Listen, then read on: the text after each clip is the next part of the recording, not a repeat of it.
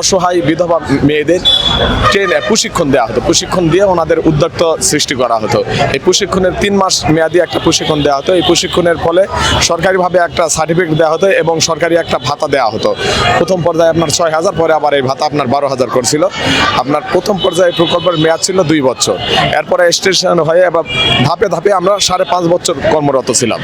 এই প্রকল্পের সর্বশেষ আপনার 2023 সালে জুন মাসে সর্বশেষ হয়ে যায়। তারপরে আপনার 25 সালে আপনার হলে জুন মাসে আবার এই প্রকল্পটা একনেকে পাশ হয়ে আসে। আমাদের এর মধ্যে আমরা প্রায় 8-10 বার আন্দোলন করছি, একের পর এক আন্দোলন করছি। দপ্তর আমাদের আশ্বাস দিয়েছিল দ্বিতীয় ফেজে এই প্রকল্পটা যখন আসবে তখন আমাদের পূর্বের যে জনবলগুলা ছিলাম 1301 জন, এই জনবলটাই দ্বিতীয় ফেজে আমাদের বহাল রাখবে। কিন্তু এই আপনার হলো রিসেন্ট আসে দপ্তর আমাদের না রেখে নতুন করে টেন্ডার দেওয়ার চিন্তা ভাবনা করছে এবং নতুন করে অলরেডি টেন্ডার ড্রপ করছে। হ্যাঁ, টেন্ডার এখন যখন কোম্পানিতে যাবে, কোম্পানি তো আমাদের তখন আর চিনবে না। কোম্পানি মানে তো আপনারা বোঝেন যে হলো বাণিজ্য, এখানে কোটি কোটি টাকার বাণিজ্য হবে। কিন্তু দপ্তর এখন আমাদের না রাখে নতুন করে টেন্ডার দিয়ে নতুন যারা যেভাবে ঢুকবে সেইভাবে ওনারা এক করতে। এখন আমাদের দাবি যে আমরা দীর্ঘ 5 বছর এই প্রকল্প কর্মরত ছিলাম, এখন আমরা তো অভিজ্ঞ, এই বিষয়ে আমরা অনেকটাই অভিজ্ঞ। আমাদের 1301 জন জনবল বাদ দিয়ে কেন নতুন করে টেন্ডার নেওয়া হবে? আমরা দপ্তরে বারবার যাচ্ছি যে আমাদেরই এই প্রকল্পে রাখা হোক। আমরা তো অভিজ্ঞ, আমরা সব কিছু এই প্রকল্পের সম্পর্কে জানি, কিন্তু দপ্তর এটা আমাদের রাজি না। অথচ ডিপিপিতে যেভাবে উল্লেখ করা আছে পূর্বের 1301 জন জনবলকে প্রাধান্য দিয়ে যেন এই প্রকল্পের কাজ চলমান রাখা হয়, দ্বিতীয় ফেজে প্রকল্পের কাজ চলমান রাখা হয়, কিন্তু দপ্তর এটা কোনো প্রকার রাজি হচ্ছে না। এই 1301 জনকে যদি বাদ দিয়ে দেওয়া হয় তাদের জীবন চিত্র পরবর্তী সময় কি হতে পারে বলে আপনি? আমাদের আর কোনো উপায় নাই, আমাদের তো সকলের চাকরির বয়স শেষ। আমাদের এই 1301 জনের আপনার হলো আমাদের মাধ্যমে পরিবার চলতো, এখন তো আমরা নিরুপায়। এখন এই প্রকল্পের সর্বশেষ আমরা এটি দাবি বাস্তবায়ন না হওয়া পর্যন্ত আমরা এখান থেকে যাব না। অবশ্যই আমরা দাবি বাস্তবায়ন করে এখান থেকে যাব, তাছাড়া আমাদের বুদ্ধি নেই, আমরা নিরুপায়। নাইলে এখন আমাদের আত্মহত্যা করতে হবে, আমাদের কোনো আর উপায় নাই। পিডি স্যার এবং পিডি স্যারের হাজবেন্ড উনি বাণিজ্য করবে বিধায় আমাদের আর রাখতে চাচ্ছে না। এখানে আপনার 1 লক্ষ করে টাকাও যদি নাই তাইলে আপনার 17-18 কোটি টাকার বাণিজ্যের একটা ব্যাপার আছে। এটা উনি বারবার যেই জন্য আমাদের রাখতে চাচ্ছে না। আমরা চাই পিডি মহোদয় এবং মহাপরিচালক মহোদয়কে আকুল আবেদন, আমরা যেহেতু অভিজ্ঞ জনবল, পূর্বে আমরা 5.5 বছর চাকরি করছি এই প্রকল্পে, আমাদেরকে যেন নতুন যে দ্বিতীয় ফেজ রয়েছে সেই দ্বিতীয় ফেজে আমাদেরকে যেন বহাল রাখা হয়, এটা আমাদের মহাপরিচালকের কাছে আকুল আবেদন। কত তারিখ থেকে এই মানববন্ধন শুরু করছেন এবং পরবর্তী পদক্ষেপ? আমরা 2 তারিখ থেকে মানববন্ধন শুরু করছি। আমাদের পরবর্তী আমরা বাস্তবায়ন না হওয়া পর্যন্ত আমরা এই মানববন্ধন চলমান রাখবো।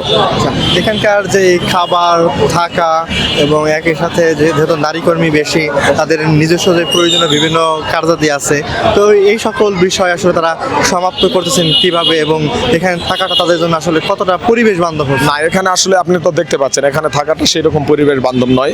তারপরে আমরা আমাদের জীবিকার তাগিদে আমাদের সর্বশেষ বাঁচার সর্বশেষ লড়াই যেটা, সেটাই হচ্ছে এটা। এখন আমরা তারপরে আমরা সবাই মিলেমিশে থাকতেছি, যেভাবে হোক একটা চেষ্টা করছি। আমাদের জন্য এটা খুবই কষ্টদায়ক হয়ে যাচ্ছে, কিন্তু তারপরে পর্যায়ক্রমে আমরা এই প্রকল্পের যে আন্দোলন, সেই আন্দোলন আমরা চলমান রাখতেছি। একজন বাদ প্রকল্পের ম্যাচ শেষ হয়েছে, এই প্রকল্প আবার বাড়াইছে এই 25শে জুনে 25 সালে বাড়াবার পরে এখন আমাদেরকে না রাখে তারা টেন্ডার করে জনবল নিতে চায়। তা আমরা দক্ষ এবং অভিজ্ঞ জনবল তৈরির যে বহাল কার্যক্রম, এখন সেই কার্যক্রম আছে এটি নিয়োগ বাণিজ্যের মধ্যে সব কিছু পৌঁছে গেছে। তারা টেন্ডার বাণিজ্য করতে চায়, এই টেন্ডার বাণিজ্য আমরা বন্ধ করার দাবি এবং আমাদেরকে দক্ষ জনবল পুনরায় নিয়োগ দেওয়ার জন্য আমরা দাবি করতেছি। এই দ্বিতীয় পর্যায়ে আউটসোর্সিং সরকারি যে প্রতিষ্ঠানের মাধ্যমে আমাদের এখানে নিয়োগ বাণিজ্য চলতেছে, হ্যাঁ, এইটা কবে নাগাদ বাদ যাবে বলে আপনি আশাবাদী? এটা 21 তারিখে তারা প্রকল্প টেন্ডার দেওয়ার জন্য শুরু করতেছে। আমরা আন্দোলন আমাদের চলমান, আমাদের দাবি যে আমাগরেই নিতে হইবে।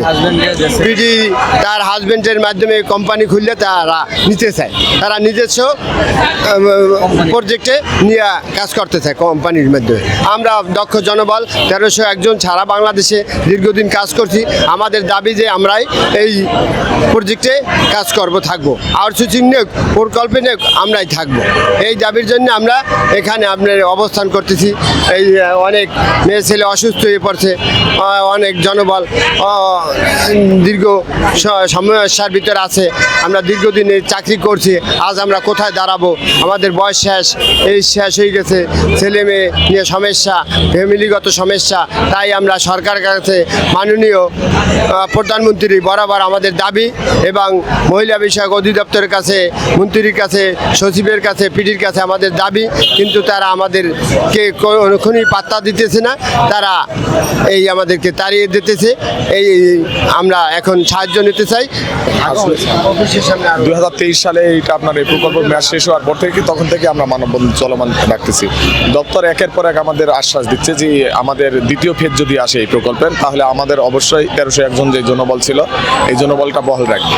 কিন্তু আপনার 25 সালের আপনার হলো জুলাই, মূলত ইন্টারিম গভর্নমেন্ট ছিল। ইন্টারিম গভর্নমেন্টের হাতে আসলে এমন একটা কার্যক্রম বাস্তবায়ন না হওয়াটাই স্বাভাবিক। হ্যাঁ, বর্তমান সরকার আপনাদের কি আশা দিয়েছে? বর্তমান সরকার এখন পর্যন্ত আমাদের সেভাবে আশ্বাস দেয়নি, তবে আমাদের বিশ্বাস অতি শীঘ্রই আমাদের এই আমরা যে আন্দোলন, যেটার জন্য আন্দোলন করতেছি 1301 জনবল আপনার প্রকল্পে বহাল থাকবো, এটা আমরা অতি শীঘ্রই ইনশাল্লাহ আমাদের যেই আশা সেটা আমরা বাস্তবায়ন করব। এই প্রকল্পের বিষয়টা শুরু থেকে শেষ গল্পটা যদি একটু বলতেন। আচ্ছা, প্রকল্পের বিষয়টা এটা আপনার 2018 সালে সর্বপ্রথম আমরা এই প্রকল্পতে ঢুকছিলাম। প্রথমে কি প্রকল্প?